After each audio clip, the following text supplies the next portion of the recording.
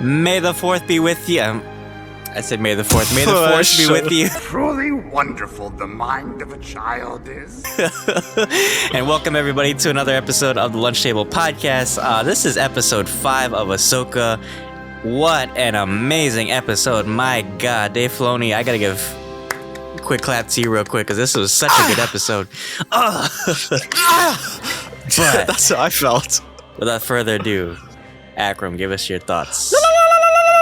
That's how the Arabic people after watching this. This was so good. I feel like Tom Cruise jumping on the seat, like, and he slits like Oprah's throat. Oh my goodness, what a great episode. Holy cow. This, I think, was definitely a lot of fan service, but in a good way. Like, it matched so good, and I think it brought something to Ahsoka's existence, like, spiritually, and I think it kind of, in a way, enlightened her, and we see that through the costuming later on in the episode. What a wonderful episode. Let's get your thoughts. Well, we're going to get to spoilers, so guys, just be warned, but I have to get your thoughts, Akram, on seeing Hayden back. I mean, I know we saw him in Kenobi, but it was only like a few, flashback sequences, and we saw his, like, half his face in the Darth Vader suit. What'd you think of seeing, like, Anakin in this episode? If I was there with Ahsoka for some reason, I would have been like Jango's wife when she saw him for the first time again. And she drops the water and she falls. Silver-tongued devil. That's how. That was so good. Not only he made an appearance, he looks great, of course, but we also see fighting. So he's trying to train her somehow, and I think he's trying to bring lesson. Yeah, but it's like deeper. Like, I think in a way she kind of looked at it at first, or maybe he actually looked at it in a crass way of like trying to teach her through the fighting, but also she unlocks something where she actually wants to just live. She doesn't want to like have her life be centered on this battle. And that's why I say in the costuming later on, she's enlightening. But the fighting, man, reminded me so much of like the old fighting from the prequels. It was so good. And oh my God, seeing Hayden Christensen like do that twirl thing. Oh boy, what did you think? Oh my God. I know it's so hard on the TV now. No, it was so cool. I mean, of course it was cool seeing him back in Kenobi. Well, when they did the fight between him and Ewan. But here it's so natural. Like, my God. And then there's some, I mean, I know he looks a little bit older now, but there was some shots where he actually looked like younger, like Hayden. And of course the costuming was down. They even had the Clone Wars outfit, which I was really surprised about. And actually, and there was like some sequences where like he was like part Darth Vader, and I actually loved it because I always wanted to see what Sith Anakin would have fought like if he didn't have like all the injuries like as Darth Vader. They showed it, like his training as Jedi, his prowess as a Sith, with the red lightsaber. I thought that was really cool how they portrayed that on screen. And he still has like the little quips, and it's funny because he even, and like I know like Hayden has his own style in the prequels compared to like when you watch the Clone Wars, but it felt so natural on screen. It's actually felt like he was like the character from the Clone Wars like a little bit. Yes, no, for sure, of course. And I love the sequences which I did not expect this, to be honest with you, when they actually are fighting in a battle. I'm not quite sure which battle it was. So Rosario Dawson is not playing the younger Ahsoka. They have a different actress. I'm sure we're going to figure that out pretty soon. Her name is, I have it here. Oh, great. Where is it? Ariana Greenblatt. Oh, wow. Well, yeah. I think she was in, I think she was actually in Barbie.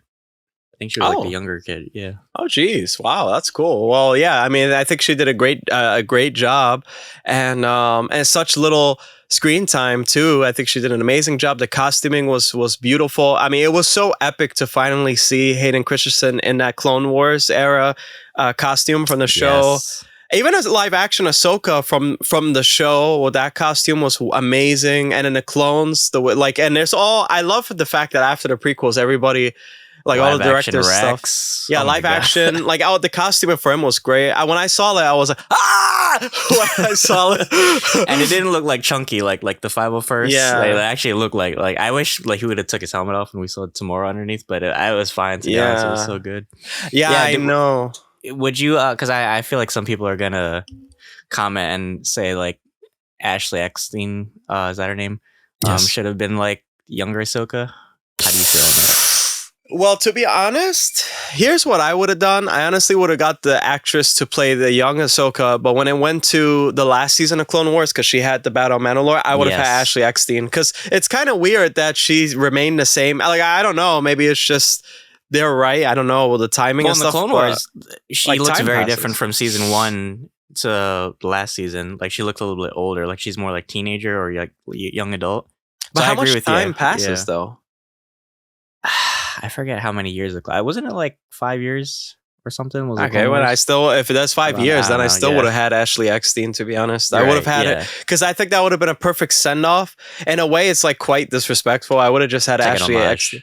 Yeah, I mean, that's like I mean, they already had that guy who played Anakin. Well, they kind of did him dirty too, but they had that guy who played Anakin in Mandalorian as like the guy who fixed the toilets or whatever on that ship. Yeah, so they were like doing him dirty.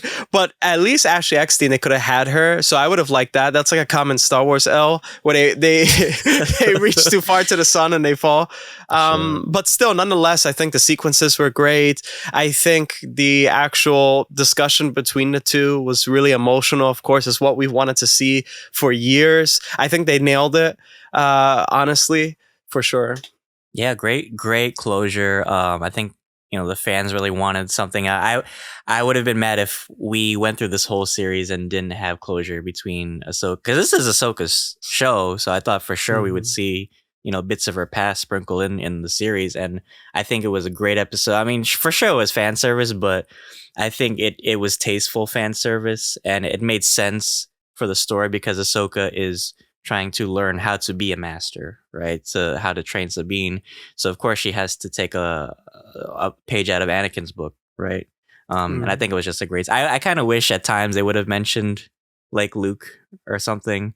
But I think it was still nice that they had their final bonding moment. Yeah, I think it's kind of hard because you have this version of Anakin, and you don't know really if this is like if this is actually a Force ghost from Anakin or some other entity trying to train Ahsoka. We're not really quite sure which version of this Anakin spiritually it is. So it would have been kind of, I think, too much if it was like, oh, the actual Force ghost Anakin. And yeah, I got a son. How's he? Okay, let's talk about him for a while. Right. Or like, yeah, I killed a lot of people. Yeah, and then let's talk about that. So I think they handled it well. Where they went to the bullet points of like this. Like I felt like that's how they structure it. It's kind of a delicate balance because you have genocide, and then I have daddy daycare. So well, they touch back on a lot of things. Like Ahsoka was mentioning, like how. Well, because Anakin said like she's part of a legacy, and then she's like, "Oh, well, do I also have like the bad parts of that legacy too? Because you kind of fucked up in a way, Anakin too. So am I gonna be like that when I get older? Like, am I gonna be fucking deranged or whatever?" Mm-hmm. So I like that they touch on it, but they don't linger on it, right? So and of course you see like flickers of Vader as Anakin's trying to teach her, and I just love when they did this in Obi-Wan, but I love when they like fuse Anakin and Vader's voice. Yeah, it's like a cool like back and forth. It's such a great concept. It's great. The whole thing, everything down to the minute detail. Like I was like Homelander watching this episode. I was like, no, honestly, I think it's beautiful because they had the through line of, in a way, anybody can be a Jedi if you just have enough discipline, you work hard. Sabine. Except Sabine, comment Sabine L. Sabine L. but I mean, they have that, and then they also have comment Jason W. But they also have the legacy aspect where you don't have to be related biologically to still obtain a legacy. Depending on what it is, it could be bad, it could be good, or it could be a lot more complicated than it is. But the legacy too shouldn't define you. It should only help you, depending on how you use it. And so that's why, like, Ahsoka's legacy, the lineage, if you will, from Obi-Wan, for Qui-Gon, Obi-Wan, Anakin, and now to Ahsoka, is quite dark if you think about it. There's a lot of tragedy, and that's why I think that was such a statement at the end of the episode when she took off, when they found her. She was like a rebirth, right? Baptism, and they grab her. Oh my god, that's such a great way of symbolizing it. Yeah, exactly. I didn't even think about that. And then afterwards, after they show her like nasty head without the crown, and she puts it on, thankfully. That was so weird to me. It's so weird. It was kind of ugly. I'm not gonna lie. But after that, then she comes out with her white outfit for the first time, and she's like, you know, Gandalf. in a way, exactly. In a way, like you have to kind of go through that, and now it's okay. This is the new version of you, and she's like super powerful, talking to Space Whale. That was beautiful scene. I wanted to tear up. Actually, that was so beautiful. Yeah, it's almost like biblical in a way. It's like she had like a premonition or like a sign from a higher power, right? And then she kind of like took that lesson and brought it with her. Yeah, that was beautiful, man. And then what did you think of like the scenes with like Hera and Jason? Yeah, no, that it was always bittersweet because I always remember of Kanan.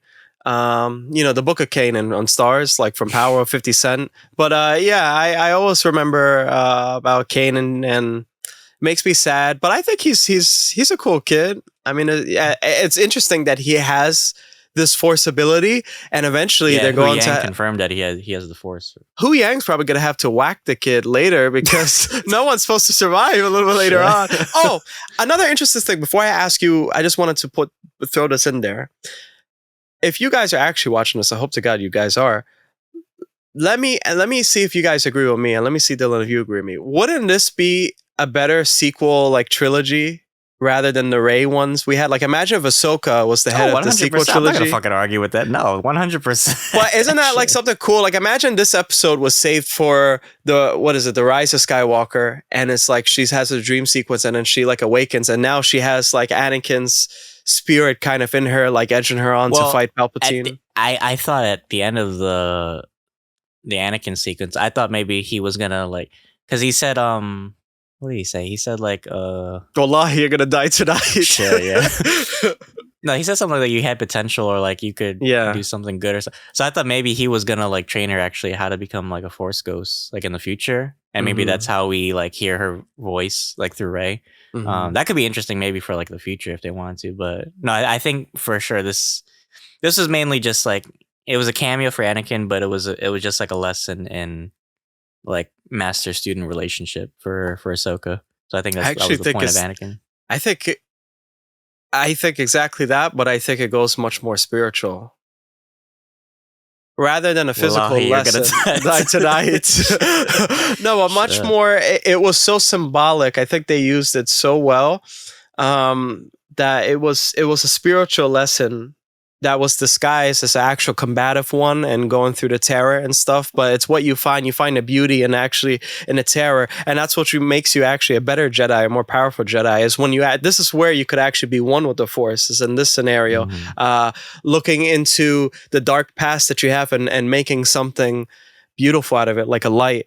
And I think that's super inspiring. That's why Ahsoka's like, oh my God. And when she was in the space well, and she said, we don't even know where we're going or something like that, or something. And then she says, we have like, no money, we have no throne. Yeah. All we have is faith. well, when she says like, at least we're doing something, or like we're not, I don't know. You fucked me up anyway saying that, but what I mean, like, at least we're not going nowhere or something. Right. And I thought that was so beautiful. It's like the optimism is what you need to fight this dark power. So in a way, she's kind of like, who's that guy from Lord of the Rings? Gandalf. Yeah, in a way, it was like, damn, this is super, super bright. You know, she unlocks something, and that's the best gift that Anakin can give her. That was the closure. That was the most beautiful thing. You learn how to fight. You're good. We already seen the flashback in live action when she's fighting. We know the Clone Wars. But this, to unlock this spiritually, this is the best gift that he could give. This is almost like what a father can give to his son. It's actually learning to be a man, or even a woman. to a sister. Or whatever. But actually doing this was like the best thing. This is something that's priceless. And that's why I think this episode is one of the best episodes of Star Wars. Yeah. Absolutely. Yeah, I think this will actually be like one of my favorite, episodes of any, or just Star Wars media in general. I think this was like one of the best things I've ever seen. It ties in everything nicely. I mean, it's an homage to Clone Wars, but it throws in bits of Rebels too. So I think it's a nice kind of marriage of a lot of different things that we've seen already, and it was a great send off, I think, for Anakin. In a way too, because you know, I mean, of course we had Kenobi, but that was kind of on a darker note because he was still Darth Vader at the time. Yeah.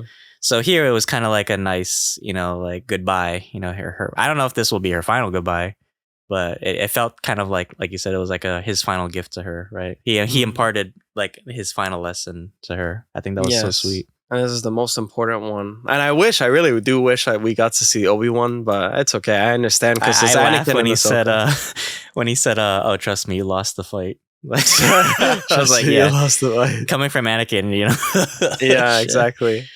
But let's get to predictions. What do you think we'll see for episode 6? Yeah, I think it's about time we actually catch up with Sabine, and I think it's about time we get to see Thrawn finally. I think we're also going to see, a matter of fact, we might even see Ezra in the next episode. I think they kind of want to keep the high going. And then eventually, like, this climactic battle will happen, of course. So for sure, you already need to introduce Ezra. And I think maybe, who knows, probably Ahsoka won't even be in the next episode, really. Or she'll be like Hera in this case, like, oh, they're journeying and like all this shit. But really, I can't wait to see Sabine interact with Ezra, perhaps Thrawn, and even Morgan interact with Thrawn and see how his psyche has changed or what power has he accumulated over time. The new galaxy too. How does it look? You know, I hope they get into that. So yeah, that's my prediction. It's a lot, but I think it's doable. What about you? No, for sure. Yeah, I agree with all those points. Definitely, for sure, we're gonna see Ezra and Thrawn. I just want to know like what their dynamic is. Like, is Thrawn like still in control? Is like Ezra like, does he have him like locked up somewhere? Like what happened in that time skip? Right. I want to see, or have they not aged at all? Really, is what I want to know. Like what happened? Yeah. Right. And then just seeing like, because it could be years for Sabine, but it could be like seconds for Ezra, right, from the time that he saw them. So I wonder like how like that hyper galaxy dimension travel thing works.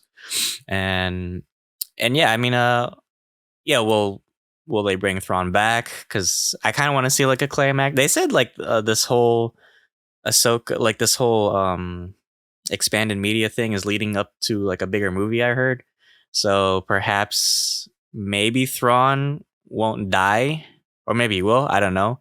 But like, I can't see anybody being like a bigger threat because we already lost Moff Gideon and the Mandalorian. So the next best threat you have is Thrawn, and I wouldn't throw him away like a Cad Bane situation if you just brought him back, right? So I would want to see more out of his character. What's he been doing? How has he been planning? You know, for his return. And yeah, what's the deal with Balin too? Like, why is he like so pent up on Thrawn for some reason, or what's his end game too? I really feel like for him it's just the idea of power. It doesn't matter what the name is, it's the actual power and what that can unlock. I think there's a lot of unlocking in this show. It's about your true potential. Like I think the show cuts a lot more deeper, and it reminds me of kind of like the Vikings era in a way, mixed with samurai aesthetics. But that was all about discovery, and through that you actually discover your inner self. You fight or you die. That's right. Well, you heard it here, everybody. Well, hey, you didn't even give it a rating. What would you rate this episode? Listen, I don't have to. Okay, this is a 10 out of 10 for me. What about yourself, then? 11 out of 10 for me. Yeah. Shit. Yeah, I'm more generous than you. But yeah, awesome episode, guys. Let us know what you thought of this episode. If you're big Star Wars fans like us, I'm sure you loved it, but we want to hear what you thought of it. So leave a comment, leave a like. Anything helps the channel. Check out our other Ahsoka reviews. We've also covered a lot of other Star Wars shows as well, like Mandalorian, Andor, and Kenobi. So check those out if you're big Star Wars fans as well. But yeah, guys, we will be covering this every week until the show finishes. So I can't wait for you guys to see our thoughts and reactions. And we have plenty of other content coming out this month. Akram is so tired. You can't see the bags under his eyes. He looks like Grievous right now. Yeah. Oh my God. But thank you guys so much. And until then, may the Force be with you. May the Force be with you. See you guys.